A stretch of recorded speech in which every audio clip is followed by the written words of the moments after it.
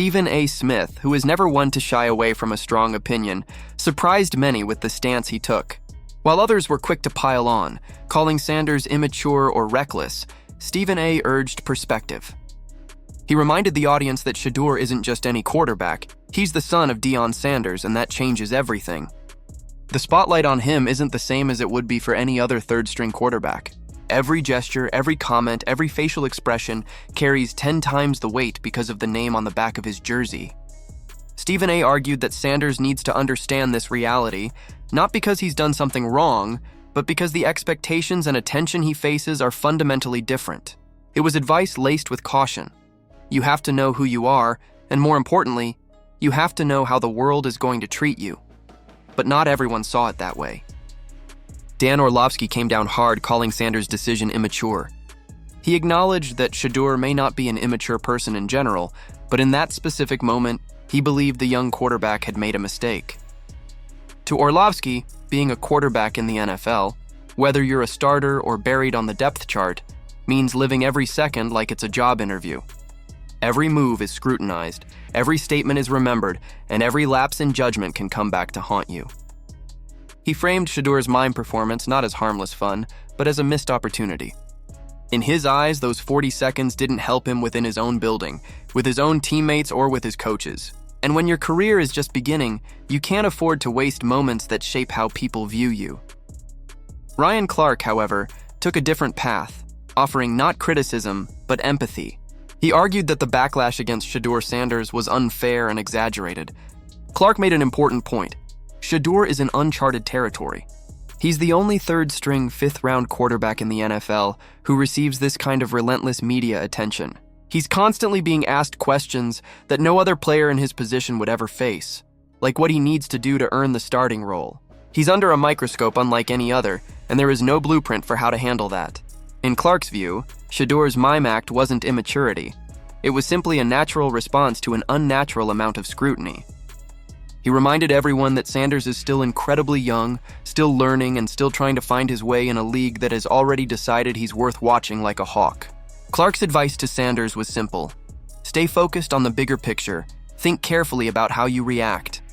But don't let the outside noise drown out your development. The truth is, all three perspectives have some weight. Stephen A. is right that Sanders has to be mindful of the extra spotlight that comes with his father's legacy. Orlovsky isn't wrong to point out that quarterbacks live in a world where perception matters just as much as performance. And Clark is absolutely right that the level of attention on Shadur is abnormal and unfair.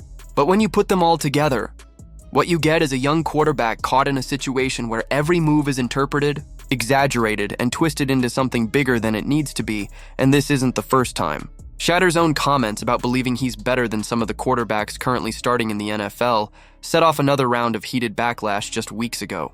To him, it was nothing more than a confident statement of readiness, the kind of thing any young athlete with belief in his own talent might say. But the media turned it into arrogance. Suddenly, Sanders wasn't just a young quarterback eager to prove himself.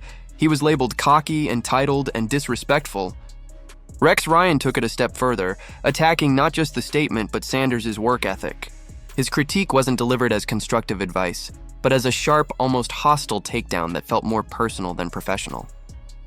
That's the environment Sanders is living in right now. Every word is magnified, every action is scrutinized, and the criticisms often go far beyond what would be considered fair for a player in his position. Cam Newton, who knows firsthand the grind of being a black quarterback under the NFL spotlight, has been one of Sanders' strongest defenders. He insists that Shadur is being treated differently than anyone else in his position would be, and he's not wrong. No fifth-round, third-string quarterback in league history has ever drawn this much attention, both positive and negative. The fan support behind Sanders is massive, unprecedented even, and it's precisely that attention that has painted a target on his back. Newton believes the constant scrutiny has crossed into unfair territory, that Sanders is being criticized not for failing, but simply for existing under the weight of his name and the expectations that come with it. He argues that the criticism isn't just sharper than usual. It feels calculated, almost as if some people want to see Sanders stumble rather than succeed. And that's the heartbreaking part of this entire saga. Shadur Sanders is, at the end of the day, a young quarterback trying to grow into his role. He's studying, learning, working on his craft, and preparing for the moment his number is called. He has shown confidence, yes, but confidence isn't a crime. It's a necessity in this league. Every quarterback needs to believe they're capable of greatness, or they'll never survive at this level. Yet when Sanders displays that belief, it becomes ammunition for his critics. When he tries to deflect the negativity with humor or silence, that too becomes a headline. He's playing a game that seems impossible to win. And the more he tries to navigate it, the harsher the spotlight becomes. In truth, the conversation around Shedeur Sanders says more about the league and the media than it does about the player himself. Analysts like Stephen A. Smith, Dan Orlovsky, Ryan Clark, and Cam Newton are all grappling with how to define him before he's even had the chance to truly define himself on the field. Some want to protect him, some want to push him, and some simply want to tear him down. But at the center of it all is a young man who just wants the chance to prove himself. He has the confidence, the determination, and the talent. What he doesn't have yet is the freedom to make mistakes without the world pouncing on him, and that's what makes this moment so important. Shedeur Sanders isn't just fighting for playing time. He's fighting for control over his own narrative. Every gesture, every comment, every moment will continue to be dissected, but what matters most is how he responds. If he can channel the pressure into performance, if he can let the noise fuel his preparation rather than break his focus, then sooner or later he will get his shot. And when that moment comes, all the critics, all the doubters, and all the endless debates won't matter anymore. Until then, the debate will rage on. Is Sanders unfairly targeted, or is he just another young quarterback who needs to grow up? Are the analysts offering him constructive criticism, or are they tearing him down for the sake of headlines? And how much of this scrutiny is tied not to Shadur himself, but to the name he carries?